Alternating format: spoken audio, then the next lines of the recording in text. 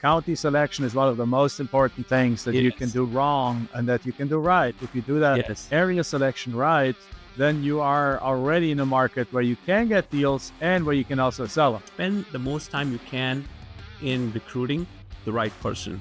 Do not rush recruiting people just to bring them on board. Remember why you started this business. Did you start this business to become financially free and live the life of design? Or do you start this business to be tied in from 7 a.m. to 10 p.m. and not see your family do anything? Hey there, and welcome to another episode of the Jack Bosch Show, where we talk about all things real estate, finance, and entrepreneurship. And today I'm especially proud because today one of our, former students, now masters, colleagues, like people that are doing amazing in the land business, actually a leader of the land industry, is joining me today. He got his start with our program many years ago, and I couldn't be more exciting to bring to you Mr. Anshul Sharma, and we're going to talk about how he took his business from literally zero to an 8-figure business, how he is doing self-financing, how he's doing raising funds, partnering, all kinds of stuff in the land space. So Anshul, welcome to the show. Thank you, Josh. It's like coming full circle on this journey. So thanks for having me here. Yes, wonderful. Now, you started out as a student, but obviously I can't refer to you as that anymore because you are a full-blown master. As a matter of fact, you are the CEO of Gold Soil Realty Investments. And this is a company with quite a few employees, nationwide, even international. You have raised funds. You do a ton of deals.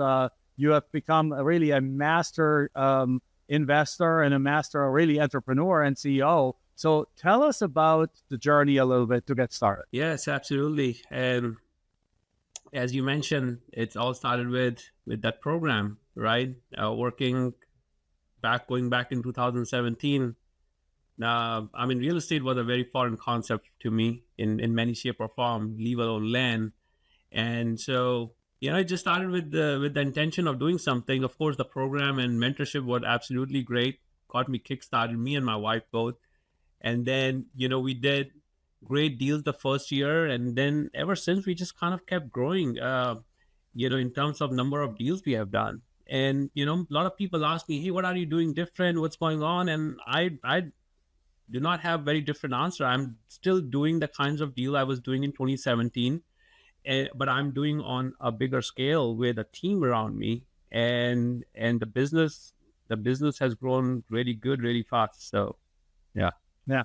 Well, one thing I noticed, Anshul, as I met you obviously early on in 2017, and then you went off, did your deals, and then you came back. And when you came back, I noticed a significant difference in how you showed up. And what I mean by that is I always talk about the entrepreneurship is really an inner growth journey.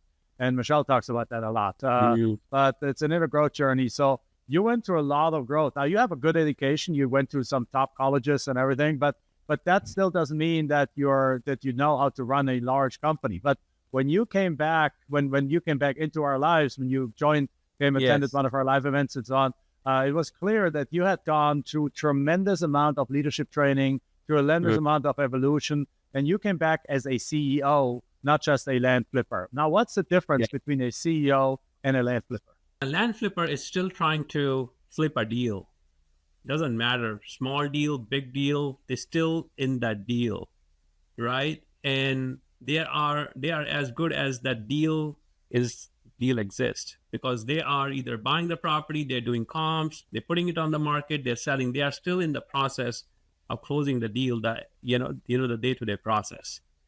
And what I'm doing right now in Gold Soil, I'm not part of any deal. The deals happen with or without me. And when you have that kind of ecosystem in your company, when deals are happening with or without you, you have come to the point that you can run this business without a day-to-day involvement. And that's when, you start experiencing that CEO thing that we talk about. I'm just going to say, it has gone to the point in my company, I'm not signing my own deals. I don't sign contracts anymore. I don't sign HUD statements. I'm not signing closing documents. None of that happens. I don't have to put my signatures anywhere, right? Because all of that has been outsourced to the person who's running as an operations manager and taking care of all of this, right? But on the same side, my duties have changed. I have to look other things, training, recruitment, some big KPIs, just to make sure the machine is headed in the right direction. We are headed in the right direction. Because when you get to the point, you have to make sure that the direction is the right direction. You are spending money in the right way. Marketing is to point, all that kind of stuff. But so yeah, so that answers the question, like, what's the difference between a flipper and a CEO?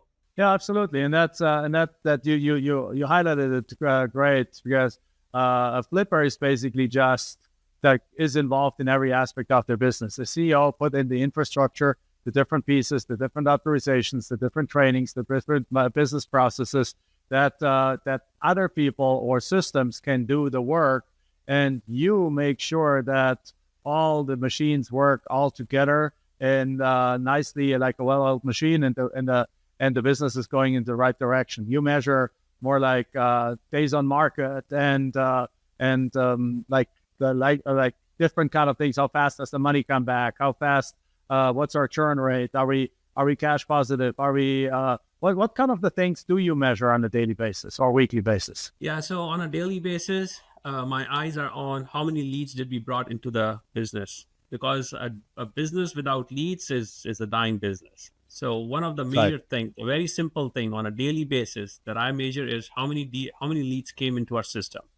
Because if your lead volume is consistent and is up, it's very hard for business to not make money, unless you completely screw everything downstream, of course. If nobody decides to do comm, nobody decides to pick up the phone, nobody decides to put the property in the market. If all of that happens, that's the only way that you're going to really, truly, start losing money in the business. But if you have a steady, consistent lead flow at the top, how many leads coming in who wants to sell their properties to you, and you even do a half decent job, it's very hard to not run a pretty successful business. So our everyday metrics is how many leads coming in. Our weekly metrics is, hey, how many properties we put under contract. Our monthly metrics is, hey, are we meeting enough contract volume or deal spread volume that we need to be every month in order to go sell those properties? So it really depends on what time frame we're looking at. Different metrics kind of come into place. Yeah. What is your favorite? What is your not favorite, but what is your target time to sell a property? As fast as possible, of course. But yes, but it's like, yeah. So we incentivize our sales team to bring a buyer and put that property under contract with earnest money deposit in 30 days. If we can do that in 30 days, we are very happy campers. Okay, 45 days, it's okay. 60 days, then it's kind of started to really think about, like, hey, is the pricing really wrong? What's going on with the property? Is the salesperson not doing the right job to sell that? Like, it is a very it's a milestone where we take a very hard look and say, how are you going to move this deal? It's already been on the market for 60 days. That makes sense. Now, how do you market the properties in order to get to a 30-day thing? Where do you put them? What are kind of your strategies that you use in your business? You know what? I used to think that there's some spatial place that I can put my properties and everybody in the world will see it and grab it and go. But it really starts from what counties you want to be in. Okay. And I kind of want to lean into the data side of the business. If you do not and you do not pick the right states and counties, and even if you put your properties in every single platform that exists out there, you will have a hard time selling them. There are areas that you don't want to do land flipping in. Yes, but absolutely. There are areas you absolutely want to be there, and maybe want to be there for a long period of time.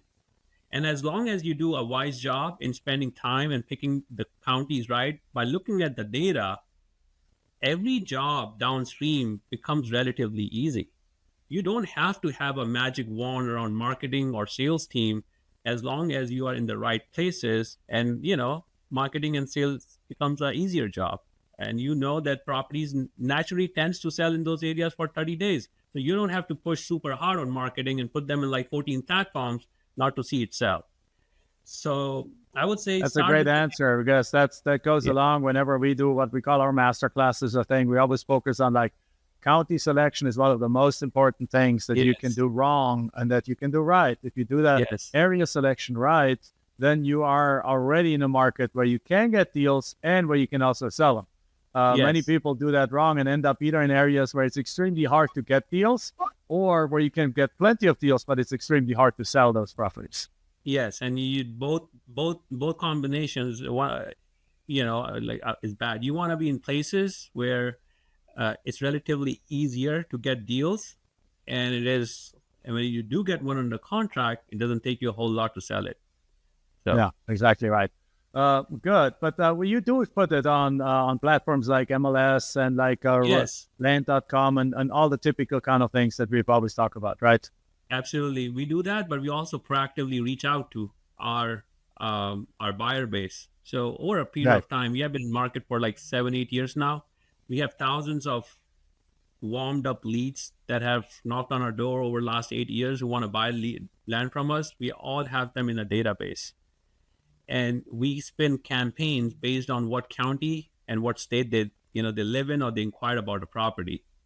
And 20% of our properties easily sell through those channels, right? Those people are already there. So if you do a good job of maintaining a database, over a period of time, that database grew into thousands of buyers. Yeah, And that's where we I are agree. right now.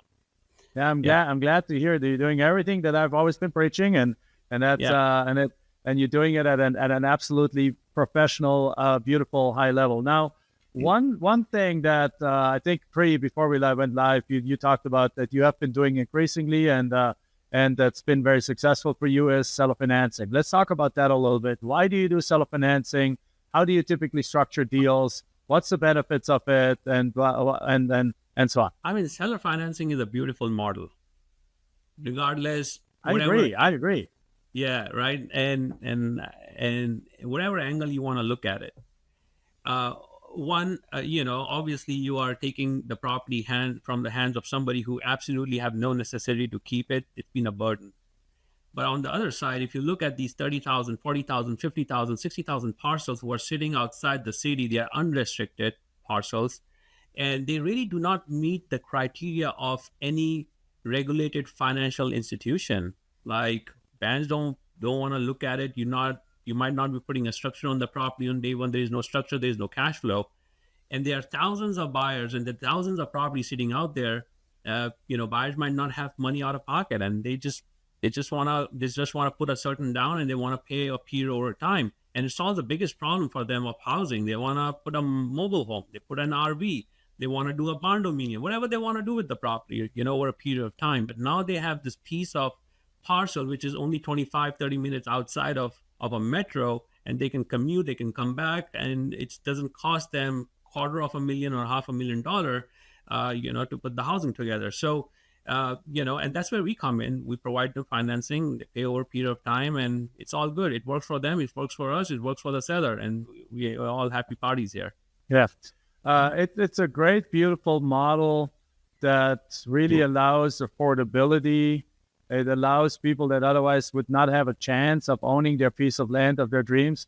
I always say that one of the people we like to sell, and it's only a smaller portion of the buyers, but it illustrates a good point. It's like what we call the future retiree.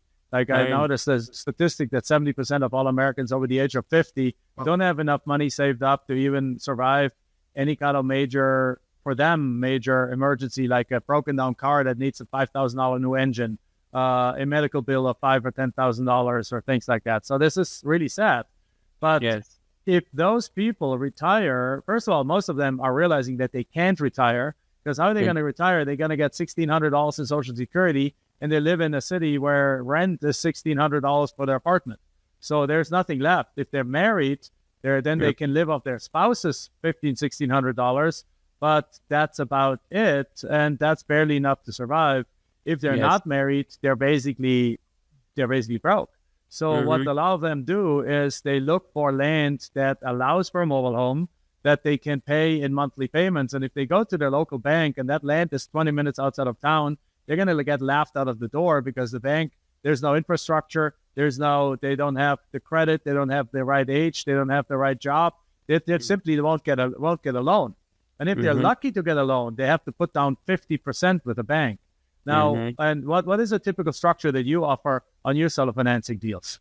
We go anywhere between 10 to 20% down. We keep pretty flexible. Monthly payment really depends on the buyer, what they can afford. And then interest rate is, what do you typically charge as an interest rate? Goes anywhere between 6 to 10% on That's notes. inexpensive. You're low. I need to buy from you because we charge 12 to 15%. But even that, like, people sometimes ask us, 12 to 15, isn't that like usury? Isn't that like ripping people off? It's like, no, because in the current market, a house loan is at 6.5%. A land loan with any lender, if they give you a loan, you have to put down 50%, and the lenders will probably charge in the 10 to 12% range.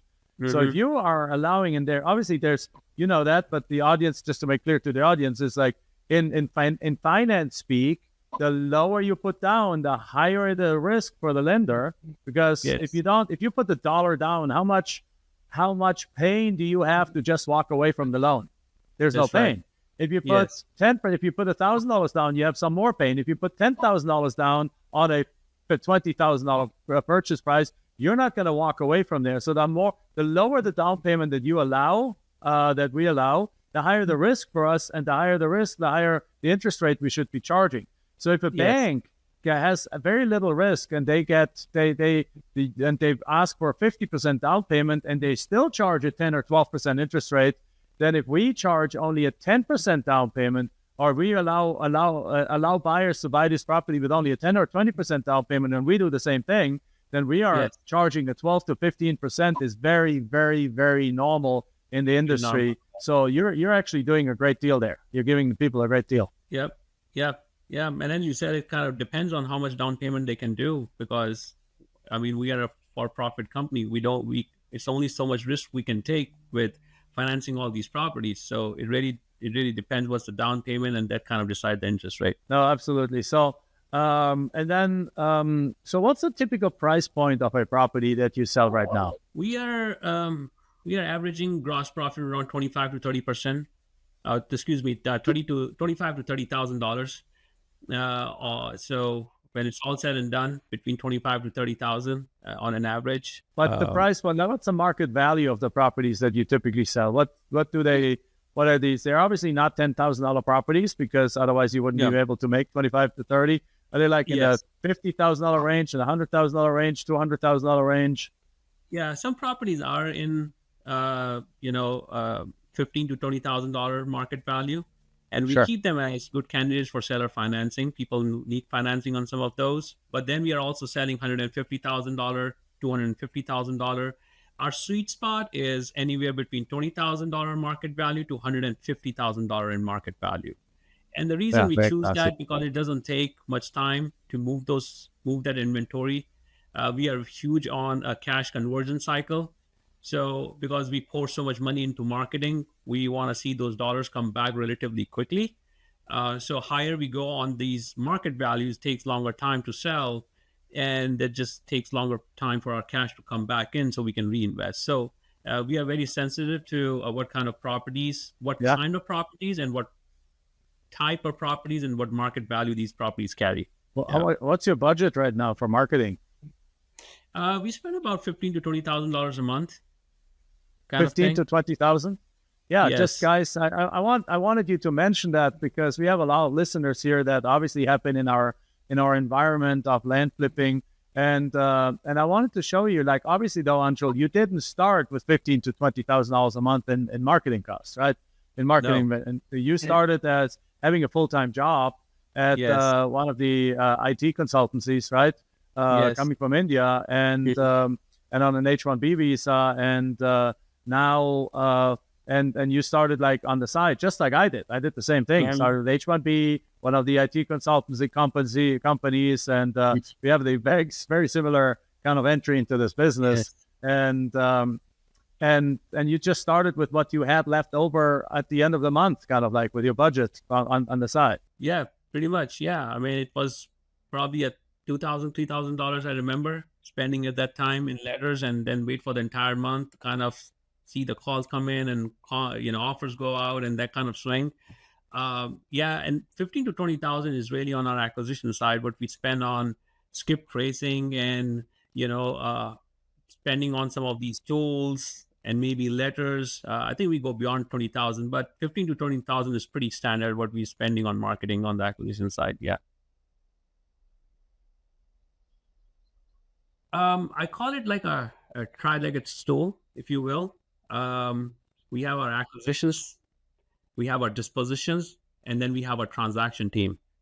And acquisition is responsible for putting all properties under contract. Disposition is responsible for selling these properties to the buyer. And transaction is really to tie all these together and make the deal happen, working with the title company. And then, of course, there are departments, within these three. But that's how we are kind of structured as a company. So if somebody's like is a successful land flipper, but they haven't taken it to your level, what was the hardest thing taking it from a business that Sachi, your wife, and you have been doing at the beginning, as it was the two of you and perhaps one virtual assistant, to really putting that infrastructure, to having the team right now? Where were the biggest hurdles in that process, and where were the biggest setbacks, or what took the biggest effort to make that transition happen? I think one of the best things entrepreneurs can do is have the right people on their side. If you have the right team, and I know people talk about process and technology and AI and the best marketing company and all that kind of stuff, having the right people and hire the right people on your side could be the most game-changing thing that you will do to your business. And we are still striving for that. We try to hire the best folks, because if you don't, they actually end up kind of sabotaging your business in some ways. And you, in your mind, you might be hiring more and more people, but they are not producing results, and it kind of hits on your payroll. It hits on everything, and it kind of actually puts you back. And so one of the things when you're growing, I would say spend the most time you can in recruiting the right person. Do not rush recruiting people just to bring them on board. It's very hard, because when we need somebody, we're like, okay, let's go. And the first person you find and you recruit them is probably not the best way, because the people that you bring to your organization early in the days, if they are the right people, they will help you scale way faster than you imagine. And so when we were starting, of course, you have to start with virtual assistants and all that kind of stuff. But even with that, I would say spend time to hiring the right people, even if these people are overseas. One of the things that I've been blessed with in my company is hiring some of the good virtual people. Now they are integral part of our company. They have been working with us for 5, 6, 7 years now. And the only reason, because they were right, they were with us, they worked hard, they changed position, and they kind of really helped build the team. So one of the things, if you're starting out, spend time in talking to people, hiring the right people. Take some time, know how to hire the right people, because hiring right people is also a skill in itself.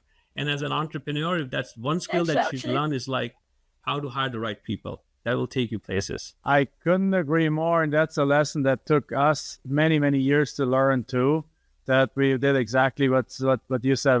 We need somebody, to hire the first person to come into the door, instead of just really hiring. I almost want to say you want to hire somebody that's 1 or 2 levels above the person you actually think you need. Because that person is then going to go and put the infrastructure in place for you that you might not even know how to put in place. Absolutely. Do you agree with it? Would you agree on that? Yes, I agree with that. Find people that is not your superpower, that you're not great at. And if it's their superpower, guess what? You just put a powerhouse together. And first of all, you're not going to step on each other's toes, because their skill set is different. Their superpower is different. They'll be working in their zone, while your superpower is something else, and you'll be working in their zone. When you combine together, you go way faster. So I completely agree with you. But I know a lot of people look for virtual assistants. And I would say this: do not rush. There are many, agencies out there. Ask for help, because, they have kind of pre-vet candidates. and they put like not one, but like 10, 15 candidates in front of you. So you can make some like really informed choices for yourself if that's the place that you want to start at, because that's the place I started. I was lucky enough to hire some great people, but it could be a tricky proposition, especially if you're hiring overseas and you have no way to meet them in office, you don't know, and all. There's so many dimensions to it. And that is a key thing. Like, yeah, take your time, find the right person, and I think you said something kind of like clearly, but perhaps let me clarify it even more. Hire somebody that is not like you, because Yes. you don't want another you. Because if you know what weaknesses you have, like like I am not the most detailed person in the room. Yes. I'm not the greatest operations manager in the world because by far, because I'm just not in the details. I'm much more of a big thinker, creative person, kind of like an entrepreneur. So what I need around me is not another one that has 15 ideas a day. I got Yes. those already. I need somebody who is basically wanting to take those ideas and be excited about checklists and be excited about implementing those things, Yes. and be excited about all these and just like going to the nitty gritty and making things happen and developing KPIs and checking on KPIs and doing daily managements and doing daily huddles and all the things that I don't like, that I don't enjoy, and probably with a different profile, the same for you. So I always say people like, don't hire yourself. That's the easiest thing, because who do you getting along the best? With people who are like you. Yeah. So you'd interview somebody's like, oh, I love that person. Yeah, because they're like you. Yeah. So you got to be aware that why do you like them? Do you like them because they are fantastic in the skill set that you are lacking? Yes. Or you love them because they're just like you, in which case you should not hire them. Yes. I mean, they should be able to challenge you in certain ways, and you should be okay to accept, because they are better than you in certain things, and it's okay because they're gonna come and teach you a few things that you don't know, and that's totally fine. The other thing is, like, spend money on recruiting. Like, there are professionals out there that will recruit for you. I did not. That wasn't a thing for me. We want to take all the work ourselves. We want to think that we are the best recruiters. We can go and we have all the skill set to figure it out. I would say if once you have your business going, spend some money. Hire a professional recruiter. They will save you time. They will save you headache, and they have ways of recruiting that you probably not your skill set. I know it's not my skill set on how to find the right candidates. So I've started paying money to recruiting companies or NHRs to bring me the right candidate. And of course, at the end of the day, it's my job to pick one of the 5 or 6 candidates that are being, bring in front of me, depending on my business, still my business, but let them do the professional and the heavy work so they can bring the right people to you. It's coming from 8 years of learning, hiring, firing, keeping, promoting people in my company. I wish I could have just gone the route of paying a professional and getting it done for me, not have to, hustle myself. Yeah, we all have war stories to tell about what we should have and could have done. Right? That we should have and could have done. That's there's if you're building a big business, let me tell you guys out there watching this, then you have some bruises, virtual broken bones, broken noses, and all kinds of blemishes to show. But you also have grown tremendously as a human being, as an entrepreneur, as a CEO.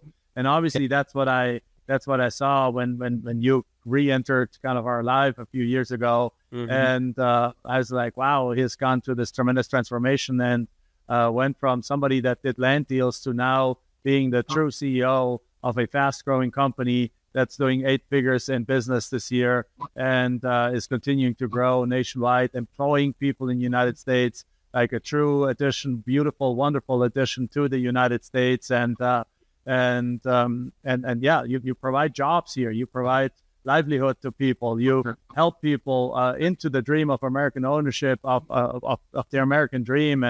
And it's beautiful to see that. And I'm very proud and happy that I've been able to be it, that Michelle and I have been able to be a little piece of that. So you have been a big piece of that. So just a little. You did all the work. Clear it on the air. So yeah, a big piece of that.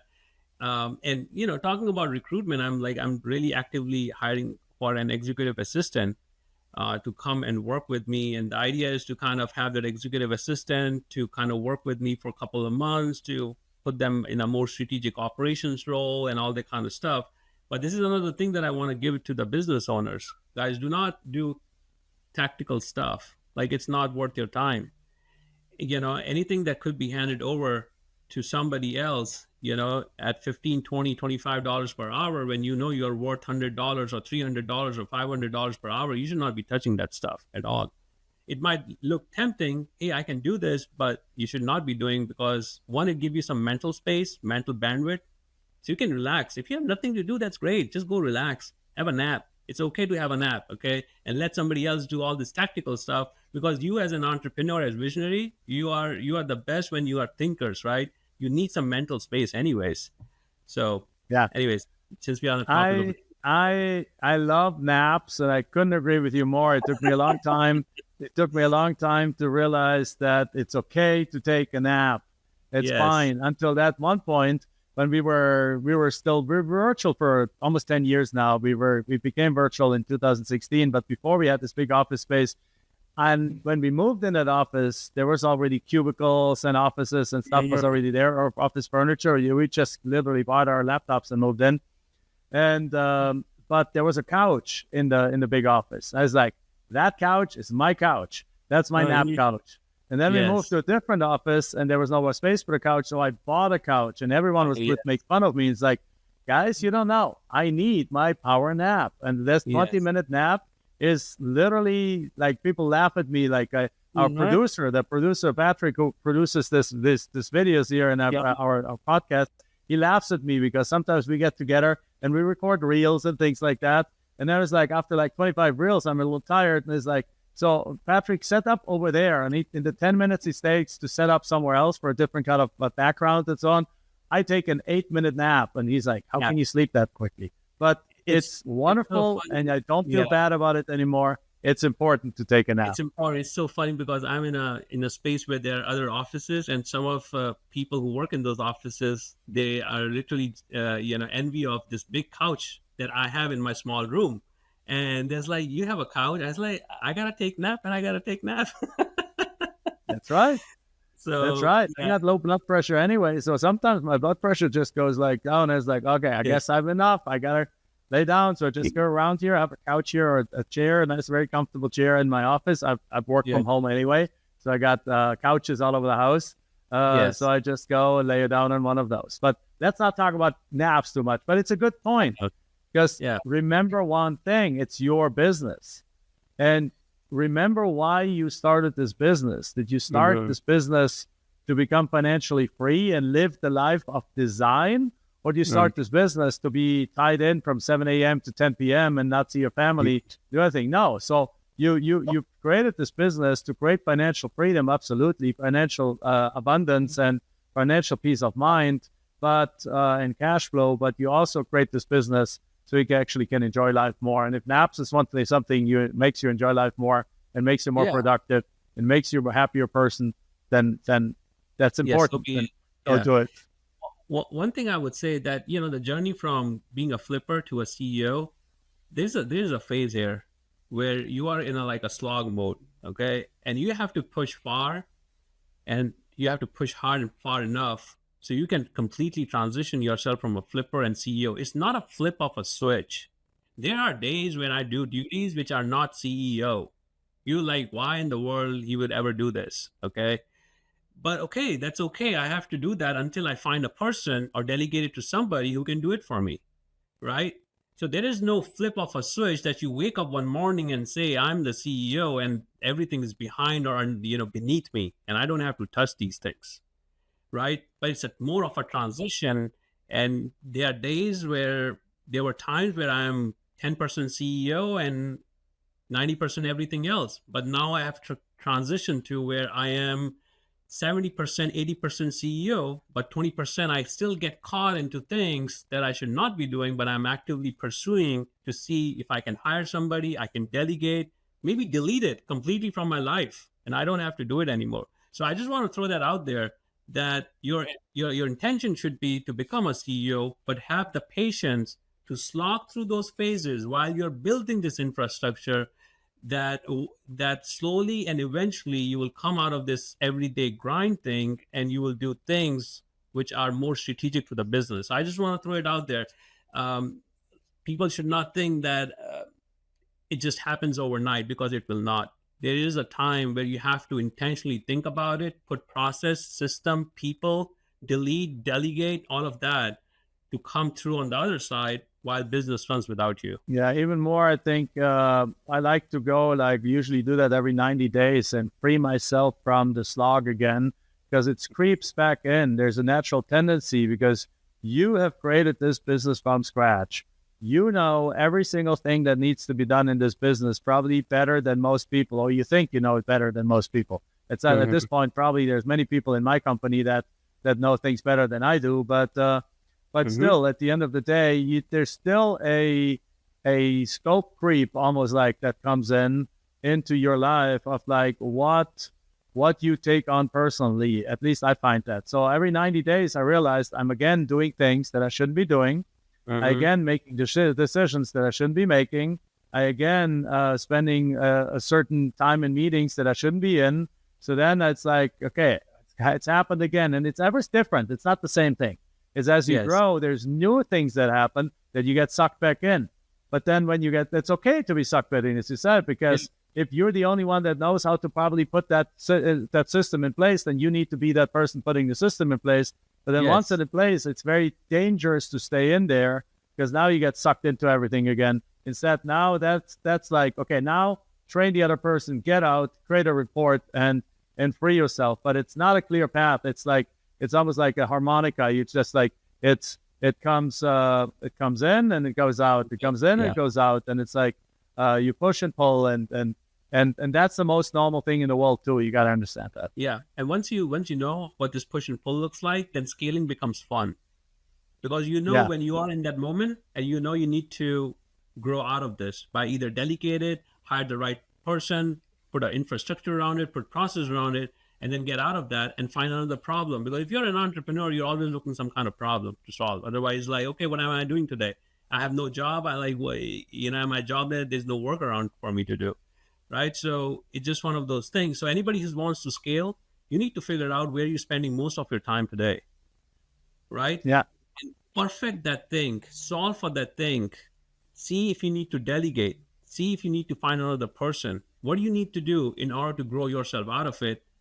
And then solve for the next thing and the next thing and the next thing. And before you know, you will see that 70-80% of the CEO duty, operations duty, you're basically out of it, and you're doing CEO work and that kind of stuff. So I think that's with that said, let me go transition to one last piece before we wrap it up, and that is you recently also started you raised some money on deals. That's cool. Yes. You raised a significant amount of money. What do you raise that money for? And then also the other part that I know you're now doing is you're sometimes cooperating with other people in the land space, particularly if they have a lack of infrastructure in place. So in other words, they're already doing land deals, or they're in the middle of land deals. They perhaps have leads. But perhaps they're getting overwhelmed with something. They don't have enough time to do something. So you offer some assistance to people that are already in the, now not coaching. You don't teach them how to do anything.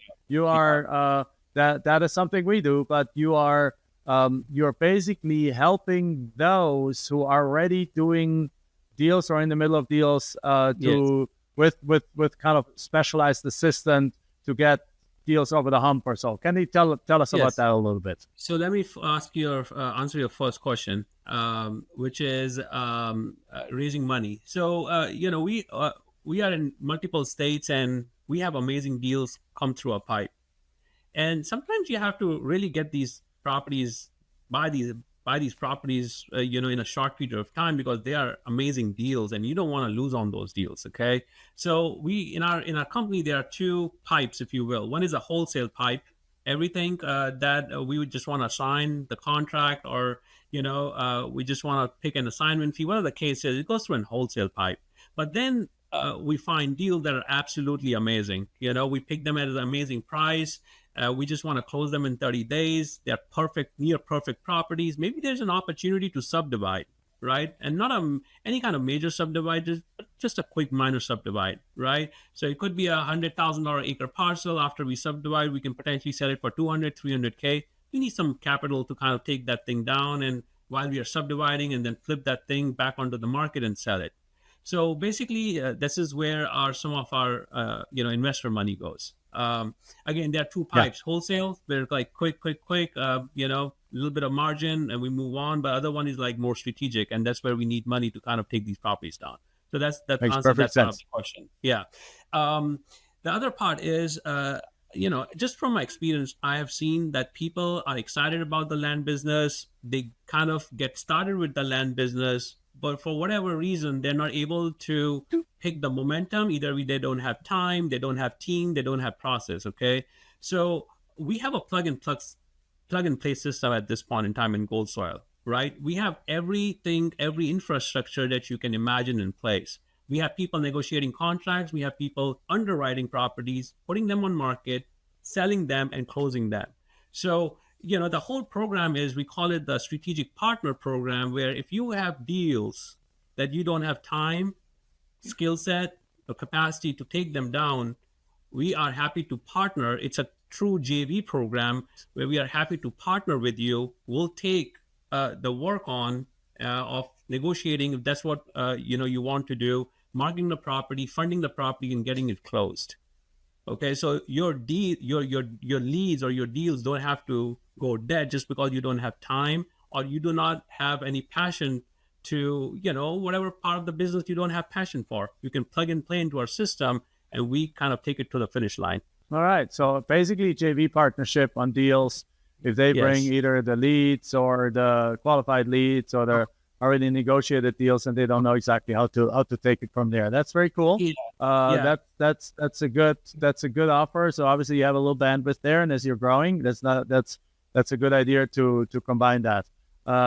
That's good. So now, how does somebody get a hold of you if they're interested in that? If they want to buy land from you, if they're just want to know more about particularly the last thing that you talked about, but most of them it's just like if somebody has a question to you or so, or how does somebody get a hold of you?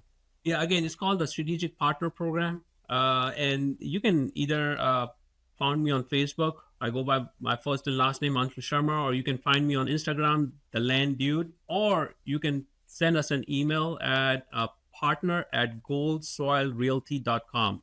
So just the way it sounds, partner@goldsoilrealty.com. Yeah, just shoot us an email. If you are the right fit for you, we have the infrastructure, we have the bandwidth. It's a very clean, lean machine at this point in time.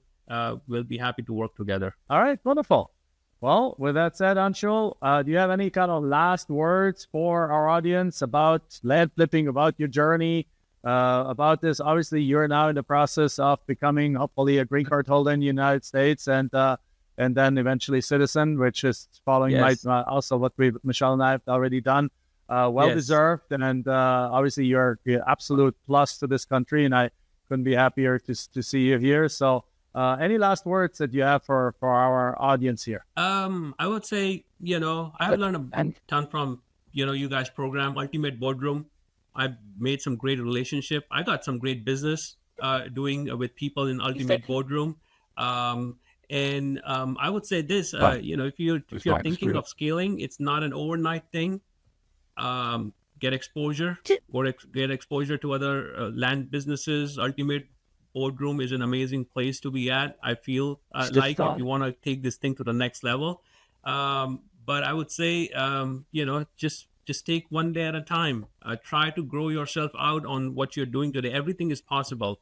I'm more of a tutor, a coach, and an educator in my business, for my own people, than anything else. I spend a lot of time training my people, and some CEOs want to run away from that hard work. And I would say, as long as you keep running away from that hard work, it will be very hard for you to scale your business. You gotta be the coach, the leader, the tutor, the professor, whatever you want to call, to your people, so you can one day don't have to do comms every day. You don't have to sell properties every day. You don't have to do all of that work that you don't want to do, but you don't want to coach anybody either. So that would be my last passing thoughts. Wonderful. That's great wisdom to round out this podcast. And with that said, guys, that's a wrap. As always, give us that 5-star, share it with your friends. If you want to know more about what Anshul mentioned, it's the ultimateboardroom.com. If you're already doing land deals, you want to join a group of people like that Anshul is part of, that we're taking it to the next level, you can go to ultimateboardroom.com, schedule a call with one of our team members to see if this is a fit for you. Other than that, again, we're going to put all the links and emails and things that Anshul mentioned into the show notes. And that's the wrap. Thank you very much, Anshul.